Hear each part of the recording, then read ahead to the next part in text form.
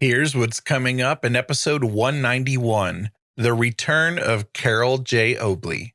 When I was young, I was very precocious. I always felt like an old soul in a young body, and I never felt like I fit in with other people. I always felt very weird, very different. I wanted the answer, and I wanted it now. You know, I'm a sun sign Capricorn, and Capricorn always has to make sure. Those people come through too, and they're like, I was really stupid. I made stupid choices. My mother wrote me a note. She put it in an envelope, and it said not to be opened till after my death. And it says, Dear Carole,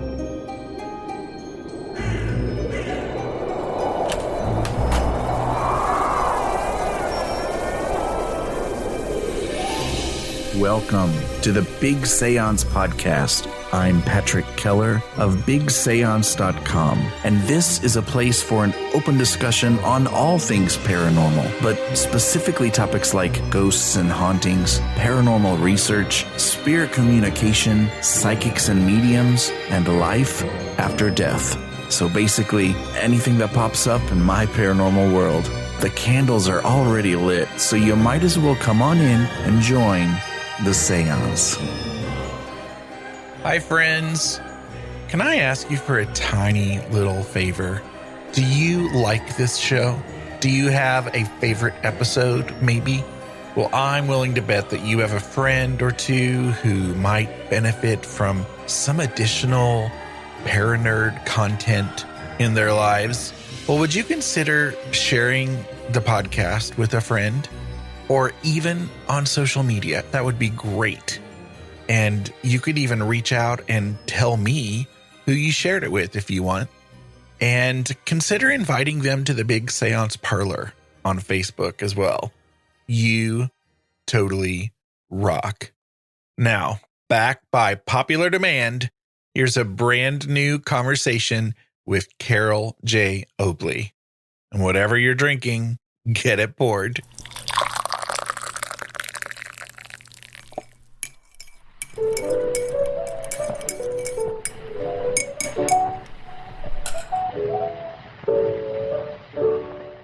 Carole J. Obley has been the bridge between heaven and earth in over 11,000 group and individual readings with startling clarity, specificity, and accuracy about people's loved ones in spirit.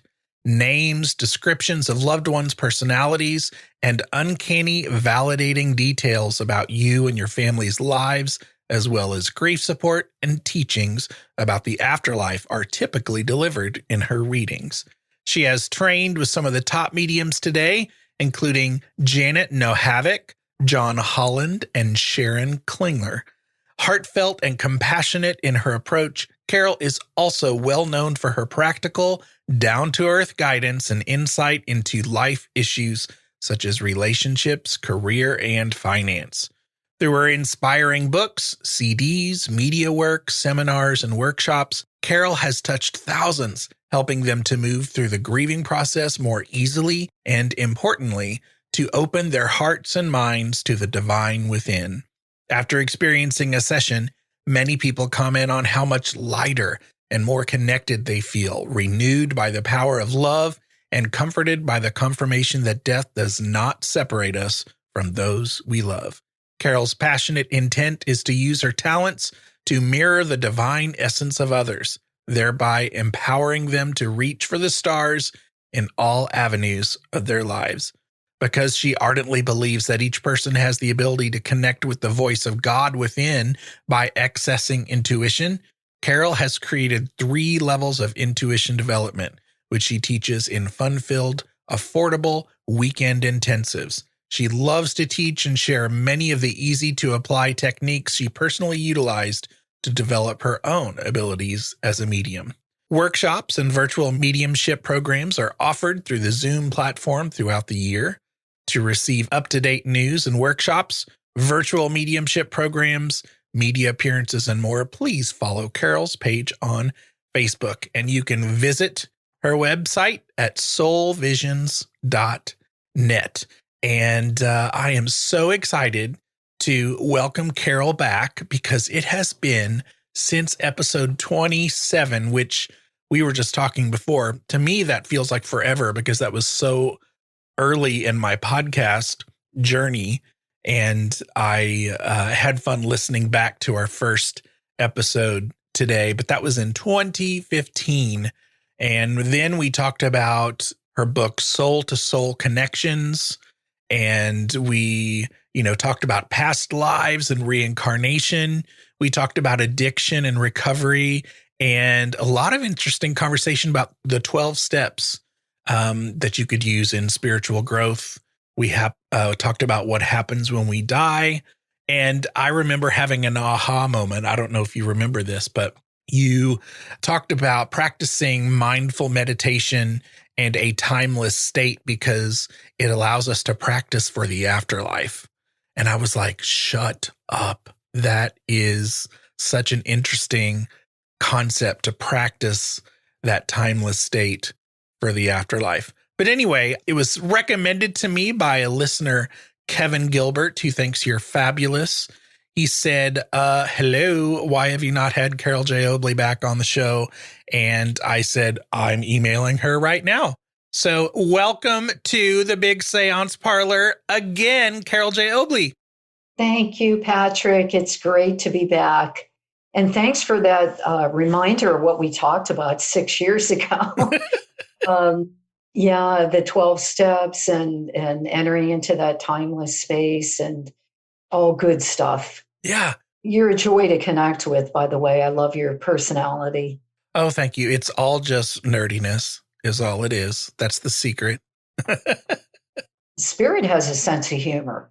I'm telling you, I've done many, many years of readings, almost 30 years. There's times when I just lose it. I start laughing. I mean, that's certainly not in every reading, but, they're engaging personalities. As a medium, I actually will feel their personality when they come in. And there's some of them that are just, they were kind of a corker in life. And so when they come back into the physical realm, they bring that personality back. And so there's been some really fun moments in doing readings. I bet. Well, what have you been up to since 2015? Loaded question. Yeah, I wrote another book, Wisdom from the Spirit World. That's my latest book. It just came out last September. And I have to share this with you and your listeners. A lot of times our ego or our personality wants to know when things are going to happen. I do a lot of readings with life guidance as well. And people will say, well, the big question, the big W question, when is that going to happen? So in between Soul to Soul Connections that you referenced, my third book, I knew I was probably going to write another book, but because it's such an enormous amount of work, I kept putting it off, and I really didn't have a clear sense of what I was going to write about. So one morning, actually this month, July, 3 years ago, I woke up, boom, it was right there. I knew what I was going to write about. And the theme of Wisdom from the Spirit World is a compilation of lessons that the spirit people have brought through as far as this sort of higher spiritual perspective on what they want to communicate to those of us that are here in this 3D plane. And so I organized the chapters around that and use a lot of examples, composite examples from my readings of, as you mentioned, I've really lost count there. I've been blessed. I've been very blessed, many, many thousands of readings. So this book is really helpful in people understanding what is the perspective from that higher realm and how can that help us live our lives here. These are sort of universal messages, and some of them they're quite surprising, some of them. And in the first section of the book too, I do an awful lot with the Akashic files, the book of life, everything we've been from the beginning of time, and how we kind of sign up for certain karmic lessons. And then the third section, it's how can we merge our divine self or our soul self with this thing that you and I have that is totally unique, and that's a personality.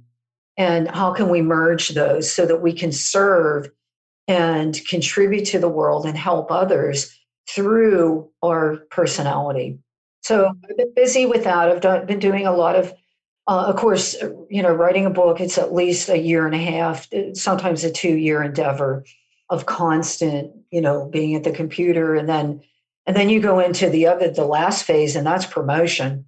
So I've been doing a lot of podcasts, coast to coast with George Norrie, really getting out there more. And I really appreciate it. It's not about me. I never want the work to be about me. I'm simply the conduit or the channel for others. And so that's why I will never claim the word gifted. I feel that it sets a person up on a pedestal, and I never want ego to enter my work. So I simply say, I've done this in other lifetimes. I was born with a predisposition, and I've developed through a lot of training and reading after reading after reading the skills to be, I don't know, a fairly decent medium, I guess. So I've been very busy with that. And then when we had the big transition, Patrick, with the virus, I had to reinvent my work, putting a lot of it online, particularly with teaching. And that's why I have developed a good many webinars. And I keep the fee pretty affordable. I want people to be able to join to really get the essence of the information. And those will be coming up in September and October. They'll be listed on my Facebook page and then also on my website.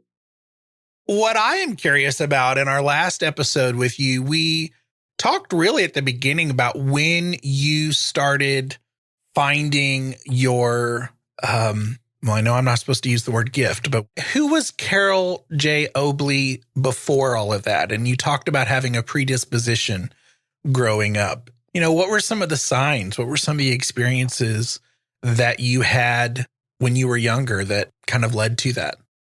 When I was young, I was very precocious, and I always felt like an old soul in a young body. And I never felt like I fit in with other people. I always felt very weird, very different. I still feel that today, although I've healed a lot of that. But I was very into the paranormal when I was young. I mean, I read books on UFOs when I was 7 and 8 years old. I was interested in ghosts. I tell a story in my first and second books. And actually, I mentioned it, I think, briefly in this new book.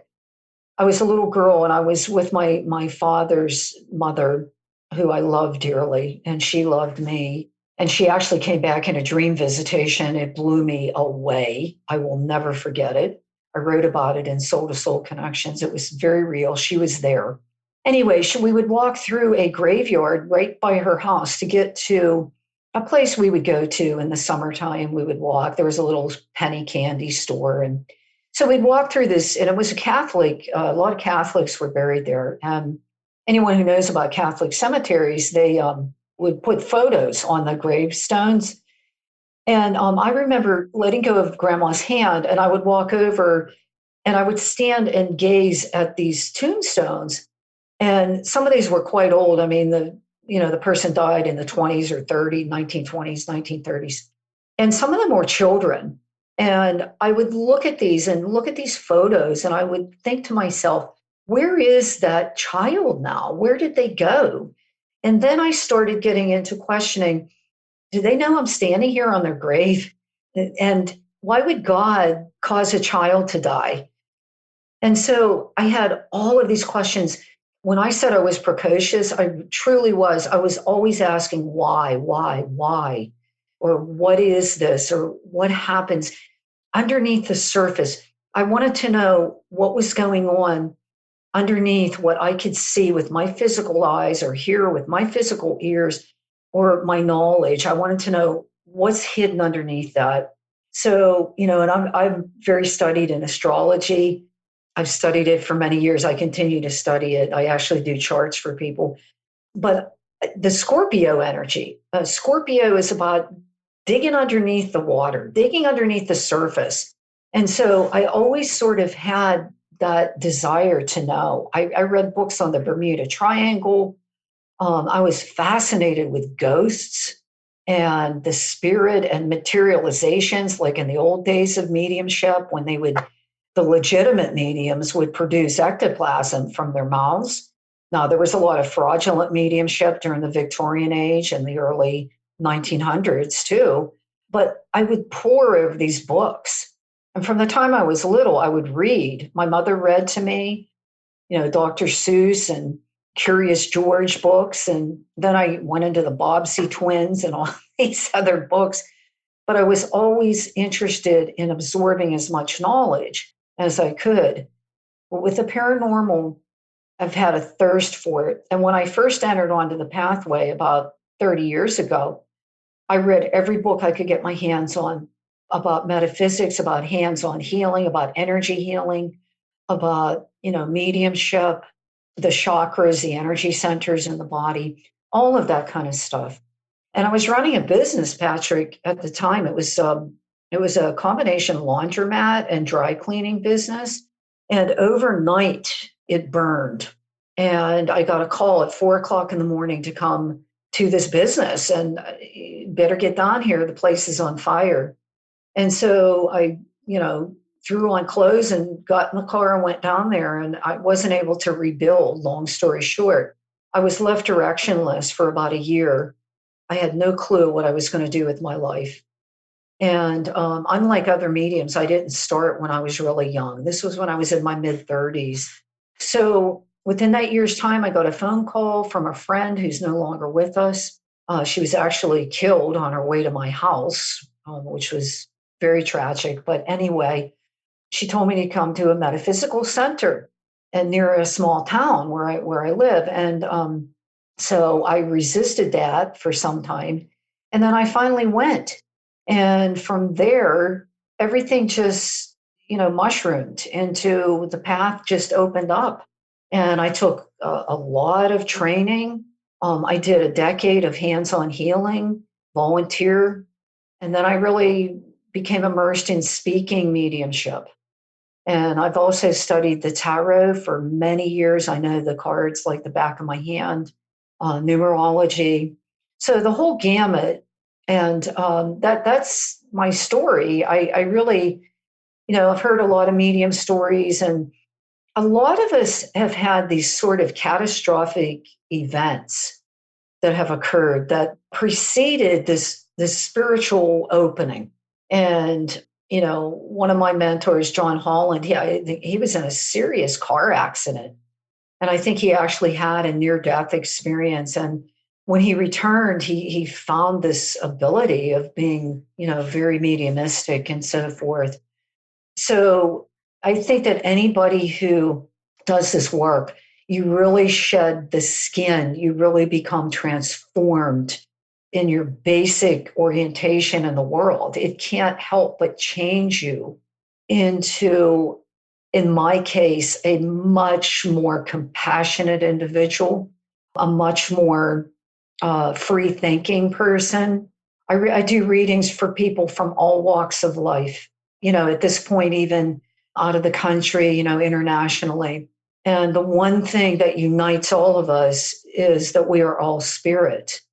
And so I can't even begin to tell you the transformation that's happened within me. I do write about it in Wisdom from the Spirit World. I write about how the work has changed me. And one of the stories I tell is when my first grandparent died, how afraid I was of death. I went to the funeral home and I had nightmares about looking at the body and the casket and the kind of the waxy appearance of the hands and the face. And I was a very afraid individual at that point. And now I absolutely have no fear of death whatsoever. I know that the soul is eternal. I know that we are limitless beings. So it's just been it's like the snake just walking right out of that old skin. I've been fascinated. You mentioned the Akashic files. And as you're telling the story about this fire, which changed your life, it makes me wonder, with soul maps and Akashic files, was this fire meant to happen? I believe so, because what it did was it took me off of that pathway. I mean, it took me, I had insurance, of course, and I was able to repay customers for lost and damaged clothing and so forth. But I didn't have any way feasibly, practically to rebuild. So it was almost like the universe was going, you're not going to do that anymore. You have a different outer purpose with your soul.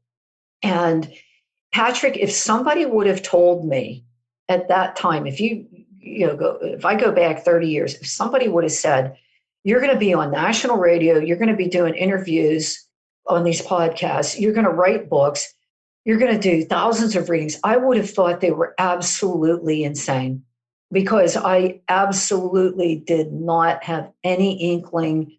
I always had sensitivity, but it mainly showed up in the way of feeling very different, really being an introvert, needing alone time and private time. And I'm like that today. I get very overwhelmed in crowds, or, when there's a lot of chatter going on and so forth. I'm a very private individual, but I really did not see any of this coming. In fact, I'll tell you this, my spirit guides, those souls who helped me on my pathway, I used to badger them and I would say, can't you tell me, like, what's going to happen? What direction am I supposed to keep doing readings and this and that? Because things weren't, it takes a long time to get a reputation, and it takes a long time to really gain self-confidence in this work. And they would say to me, Carole, rest in the unknowing. I wanted to kill them. I wanted the answer, and I wanted it now. I'm a sun sign Capricorn, and Capricorn always has to make sure, we're the sure-footed goat that climbs that mountain, and we want to make sure that our feet are firmly on the ground. And I kept badgering them, and they just laugh at me, and they would say, if we told you everything right now, you'd be very overwhelmed. And they were correct. They were 100% correct. Because as I said, if somebody would have said this, if somebody would have gone, look, I'm 100% accurate, this is how your life's going to unfold, I would have completely thought they were crazy. But it continues to unfold. And I am so grateful. I can't even put into language how blessed and how grateful I am to be doing the work with spirit that I am. So you talk a lot about this in part 1 of your book. How many themes do we plan for our lives? And it also kind of makes me think about exit points too, if we plan those. Is there anything else you can tell us about, soul maps and Akashic files? Yeah, well, soul maps are, what is a map? Well, it's a directional facility. It's a directional guide. Each of our souls has that within it. Before we're incarnated, before we come into the body of that little infant, we sit with our spirit guides and our guardian angel, and we sort of plan. And this is what I write about in this is what I've directly seen. All of my interviews, all of my writings are what I have directly experienced through many years of doing this work. We plan with our guides what we need to experience when we're here, and particularly the certain divine qualities that we need to develop more of. For example, I mentioned about compassion. I believe I probably signed up for that before coming here. And certainly the work of mediumship, although I remain detached so that I can be effective with people, there are some readings that actually will bring tears to my eyes. Not real often, but there are certain ones that have done that. So a soul map is sort of designed for living. The blueprint, and I refer to them as blueprints in my writings, is sort of the same thing, but it's much more specific in that it's saying, in this particular lifetime, this is an outline of what I want to accomplish, what I want to experience. And you're not going to remember that on a conscious level. These are stored in the subconscious, and that's where the Akashic file is. Now, you can access it through past life regression. You can access it through dreams. Some people have dreams where they have what I call bleed throughs. I've had some of these. Deja vu. I've talked to many clients and they'll say, when I went to, I don't know, India or something, I felt like I'd been there before. I knew where a certain place was. Or it could be somewhere here in the States, that there's a familiarity with certain people and places. We feel a certain resonance with people or groups, soul groups or soul pods, I call them. So that's all part of the Akashic file. And it's really the evolution of the soul from the beginning of time, whenever that was. Everything, every single thought we've had, every experience we've had, good and bad and neutral, are stored in these Akashic files. The other thing I really wanted to make sure that we hit on from your book comes directly from your subtitle, and that is forgiveness and finding peace. And these are probably the biggest hurdles that we would have with our loved ones, and even with our living family and friends, is forgiveness and finding peace. So what can you share with us about that? Yeah, forgiveness is, I call it the cornerstone to healing. It's that vital. And in a spiritual sense, the meaning of forgiveness is a release of the past. We can't evolve if we're carrying 100-pound weight, dragging it behind us or on our shoulders. And that includes, I write a section in the book on self-forgiveness. That's something I have personally struggled with. In the beginning, you mentioned about, we had a discussion about 12-step and addiction and so forth. I'm a person that at the age of 25, I was dying from alcohol. And I did a lot of drugs. And so I had this immense wake-up call when I was 25 years old. And I entered into 12-step. And so it was actually relatively a brief time but I really spiraled down with the combination of drugs and alcohol. I hurt a lot of people, especially people in my family. And I still today struggle with that. Sometimes I've done a lot of work on it. And I went back to my father's church, a Protestant church, and I was taking him to church this was in the last 5 years. And I really, really tuned in with the Christ energy of forgiveness and prayed to Spirit to lift all of that horrible stuff that I did. It was like another person to me. I don't even consider myself that same person. It was just so radically different than who I am today.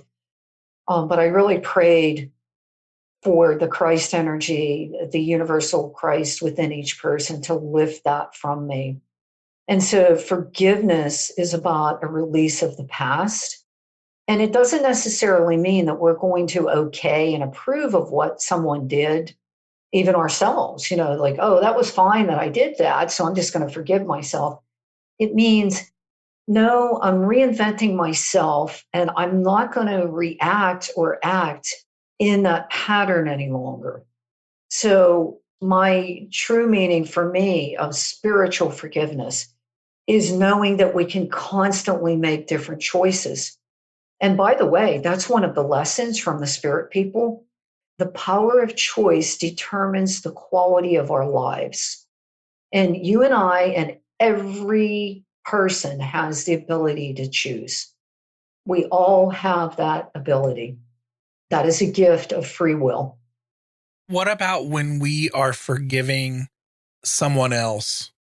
And it could be a range of, forgivenesses. But when that person is on the other side, does that change things? How does that, how does one forgive? And I'm so glad you asked that, Patrick, because, in Soul to Soul Connections, I wrote a lot about that. That whole book was about unfinished emotional business with people who've crossed over. And there are many, many readings I've done in which the sitter or the receiver of the reading, either they have to forgive the person in the spirit world, or that person in the spirit world is coming through my conduit, offering forgiveness to that person. Sometimes I don't know, you might laugh, but I see them on bended knee because they're indicating that's symbolic of their sincerity. And why is that? Well, because when we get over there, we do get the panoramic review of our life. You and your listeners have probably read about that and heard about it, and it is true. So I can't leave stones unturned if I'm going to evolve in the spirit world, just like here. It's the same way in the spirit world. So they know that they have to, after seeing the implications of wrong choices, that they take the opportunity of a reading to come through and say, gee, I acted horribly. I hurt you. I see how it affected you. And that's come through in many readings that I've done. And sometimes the person will sit there with crossed arms. I tell you, I was doing I do a lot of group or platform mediumship. And there was two sisters who came to one of my groups, and this was several years ago. And their dad came through. And he'd not been a good dad. I think he was an alcoholic and he was very abusive. And they were in the front row of this group. They sat there and they crossed their arms and they're like, we don't want to hear from him. The dad's coming through and he's going, I was a horrible father. I need to tell the truth now. And I am immensely sorry for my choices. And so they didn't want to hear anything from him. But I know, and any medium will tell you this, we're just planting a seed. We're just offering a seed. We can't, it's like leading a horse to water, right? But yes, that is true. With forgiveness, they will come through. I've done a lot of readings, Patrick, for people who have lost people to opioid addiction. I write about that in the book, quite honestly. Some of them have been young people. The parents have contacted me. Some of them are siblings. Some of them are, friends that have had overdoses. And I'll tell you that those people come through too. And they're like, I was really stupid. I made stupid choices. And so it's not just with hurting people like directly, but even sort of a forgiveness of making an uninformed or foolish choice. Thank you for that. I also don't want to run out of time to ask this question, because I think it's funny, but I also think the question was sent to me in complete seriousness. But one of the points that we talked about in our last conversation was about pets and the afterlife and animals. And you had mentioned that, there's, I think you said like turtles and fish and birds and they're all up there living their best life in the afterlife. And you also mentioned that we do what we like on the other side too. And you'd mentioned that if someone liked fishing in life, then they would go to the other side and they also might fish on the other side. Well, I had this person who was very concerned, and I'm not going to remember who it was.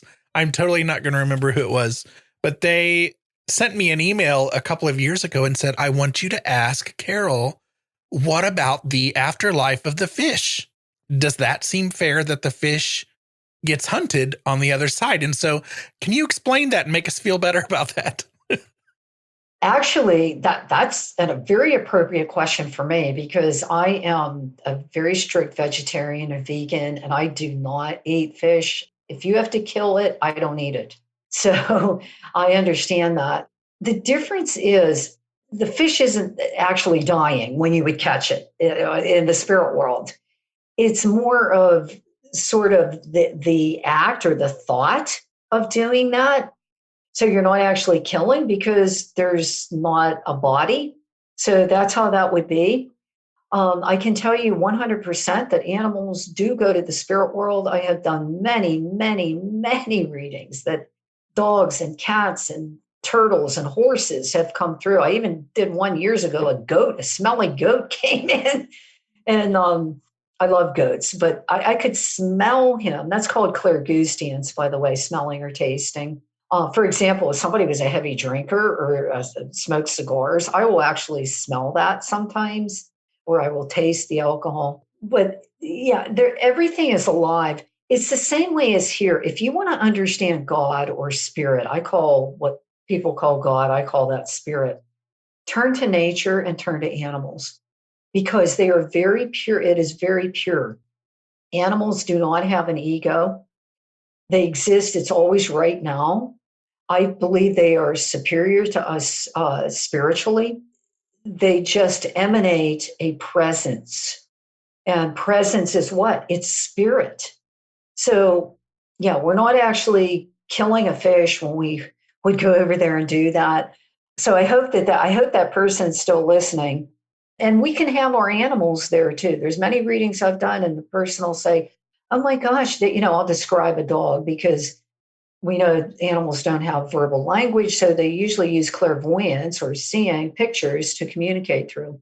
And I'll say, there's a dog, it was mainly black, but it had like a spot of white on, and there was something funny about the ear. I try to use a description, and the person will go, "Oh, that was my family dog we grew up with." And I'll see that animal with, like, say, the person's father that's crossed over. And so I've learned that, yeah, we can be reunited with pets and that there are people who take care of them.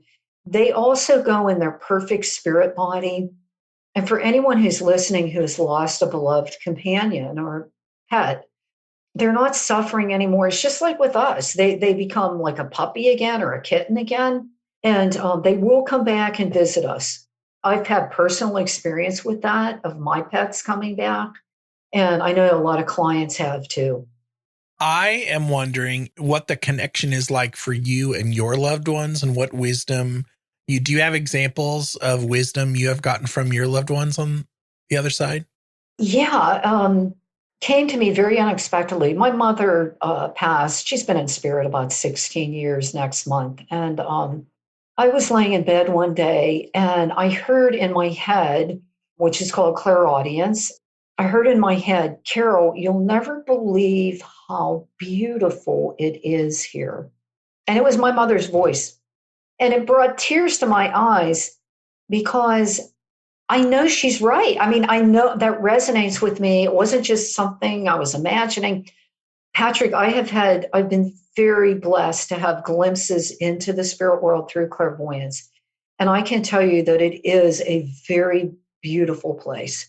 Now, are there lower levels? Are there dark levels? Yeah, absolutely. There are dark levels that people who were what we would call evil, very self centered, very narcissistic, who don't reform before they pass, yes, they go to the lower levels. But the vast majority of people go to the mid planes of the spirit world. It's called the summerlands because it's always summer there. There's gardens and flowers, and the colors are like neon colors. Can't even really describe them.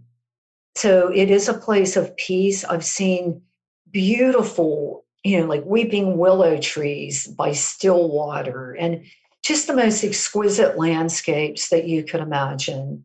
And there are also places where souls that might have had longer illnesses, and I wrote about this in I'm Still With You, probably my most well known book, I'm Still With You, True Stories of Healing Grief Through Spirit Communication. There are places of healing that people who have had long illnesses, people who were extremely troubled when they died, might have been murdered, might have had suicide. They can go to these places of healing and be wrapped in light, different frequencies of light. One of my favorite exercises is to just sit and imagine what my afterlife might look like. I love just thinking about it. I love listening to other people describe what they know about the afterlife and what they've seen. And, I always think back to Sylvia Brown and her books, and where she paints pictures of the different parts of the afterlife. It's just so fascinating to me. Do you have tips for people who maybe are struggling to make that connection so that they can get the wisdom that they need? Or, maybe their loved ones have been trying and knocking and trying to give them wisdom, and, they stubbornly don't get the signs. What are some tips that people can use? Yeah, I have always taken the position, because it's true, and I work with high ethics and mediumship. I'm always conscious of ego creeping in, or, I'm extremely ethical and dedicated to by working with spirit. Anyone who is a good medium will tell you that. I've always advocated that people have the ability through their own, basically the bond of love. The bond of love is what connects you to those who have passed. So you have that with your loved ones. I have it with mine. Any of the listeners, your audience, absolutely, we have a direct link. And so I actually developed a workshop that I taught at Lilydale up in New York. And it was how to connect with loved ones just for, the average person, not somebody working in my field. You can use a photograph of that person and go into a quiet space, focus on your breath. This is called mindfulness. And simply sit there. You can actually, your mind's going to have thoughts, which is what the mind is designed to do. But you can connect through that photo and ask that person to give you a calling card. In other words, a specific sign that is unique to that person or that loved one, so that when you get that, it could be a sensation in your physical body, it could be a feeling, an emotion, it could be a color, whatever it is, or a scent. I had a spirit guide, I would smell Nag Champa incense when he would come in. He was Indian. So that's what I mean by a calling card. And it might take some practice. This is not work. This is not, you really have to transcend the rational mind to do this. And so I have a switch now at this point after so many years that I can just flip off and on, basically, although I do a meditation before every reading that I do. And I advocate that people go into stillness and first do that, and then call upon a loved one and ask them to give you some kind of sign that they're there. There's a lot of people that get those things like, oh, my mom was a heavy smoker. Every once in a while I smell cigarette smoke, when she's coming in, or I smell my mom's perfume, or, my dad drops coins. These are all ADCs, after death communication.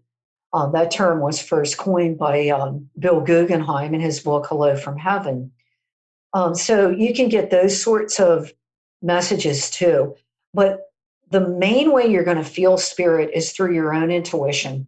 And that's through your own thoughts and feelings. And that takes a little bit of practice to be able to discern. What is your most treasured possession? It's not a tangible possession. It's my connection to spirit. And that's interesting you asked that too, because again, in Wisdom from the Spirit World, another lesson is our life values transcend death. So, when I look at what's anybody going to take with them? What values are you going to take? You're going to take love and you're going to take service. You're not going to take your color TV set. You're not going to take a pile of money. And that's why I tell people, this is not about making piles of money. Anybody who's charging is, or in my opinion, you got to have a fair fee for a session. I want to make it so that people, it's respective of my years of experience and training. And it's fair, but I also want people to not break the bank if they want to have a reading. So anyway, my connection with spirit, and that's non-tangible. There's not like a family heirloom or... Well, I got one, Patrick. My mother wrote me a note, and she did this for other family members. We have a very small family. She put it in an envelope, and it said not to be opened till after my death. So this is a tangible thing, right? This letter. Yeah. I opened this up on the night of my mother's funeral. And it says, Dear Carole, I can't tell you how much it meant to me that you and I have reconciled. And because she was one of the people that I really hurt, during my years of craziness, it really has meant a lot to me that you and I are, we love one another. And there's a couple other things in there. And that means more to me than any possession she left, any piece of jewelry, anything. For the longest time, I kept that letter on my nightstand. I love that. That's beautiful. Thank you for sharing that with us. I want you to have the opportunity to share anything else you wanted to share about your book, or any final thoughts, and, just let people know how they can reach out to you and anything that might be coming up. So it's a kind of a loaded a loaded question, but this is shameless self-promotion time. Ready, go. Well, probably the most important lesson, and I want to leave this as far as what have I learned and what can I pass along to your listeners? One of the most profound lessons, and there's a whole chapter on this one, our wounds do not diminish the light within.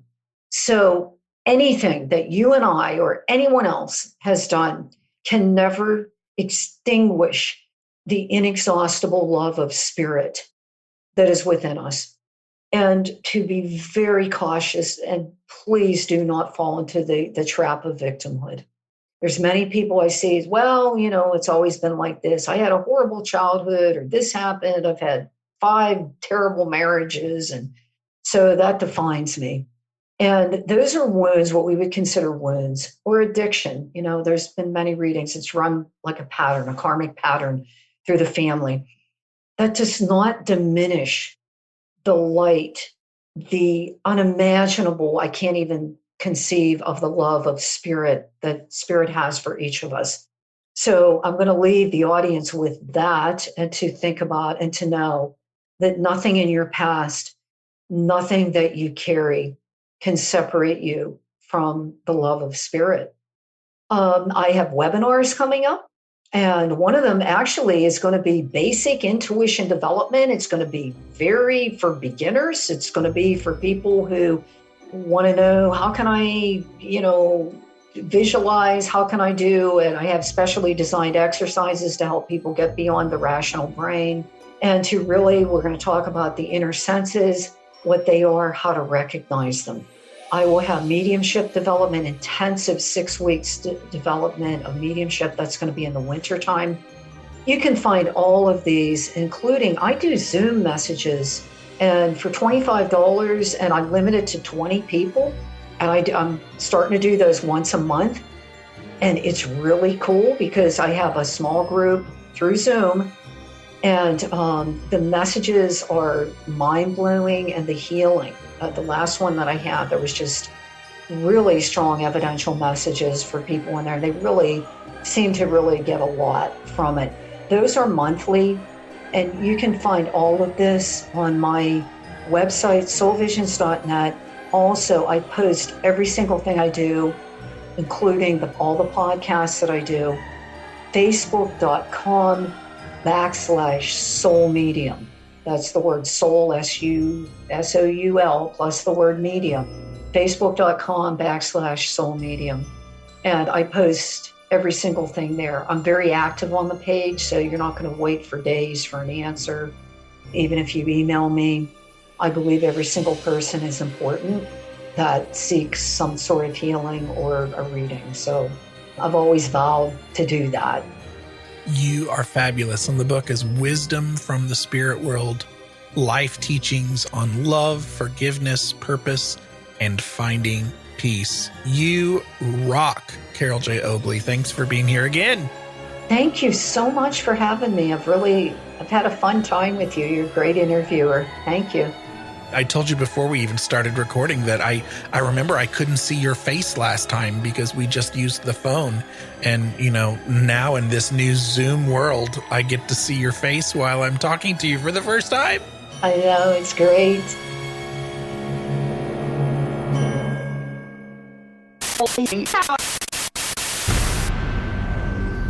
Thank you to the following super paranerds who support the show at patreon.com/Big Seance. Daryl, James Deacon, Genesis, Natalie, Kim Robb, Josiel Lorenzo, Susan Davey, and Amy Park Gedicke. My supporters at the Parlor guest level, who can be found at bigseance.com/Parlor guests, are Linda of shimmeringmoons.com, Anne Rekovich of ozparatech.com, Denise Sia of Raven Haunts Paranormal, Dina Siegert, Mitchell Coombs, Rochelle Fops, Christine Ferrens, Mindy Kentop, Hope Battaglia, Cassie Keller, Melissa Armour, Diane Rax, Nettie, Dina DeCastro of Dina DeCastro Astrology, Bruce Williams, Christopher Kohler, Lena and John of Carbon Lilies, Jim Budd, David Rubenstein, and Norman and Linda Keller.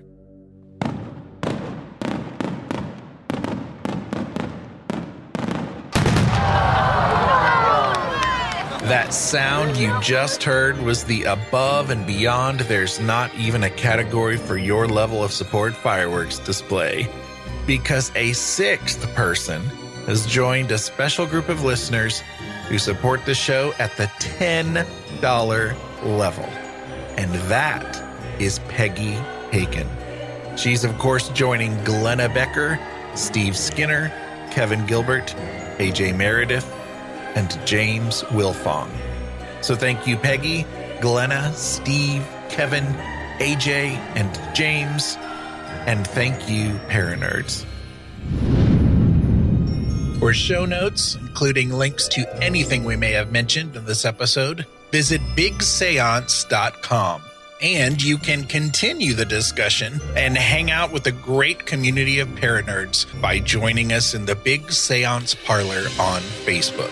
Want to hear your voice in a future episode? Go to bigseance.com/feedback to learn how. Thank you so much for listening. Unfortunately, it's time to blow the candles out, but we'll see you and light them again next time.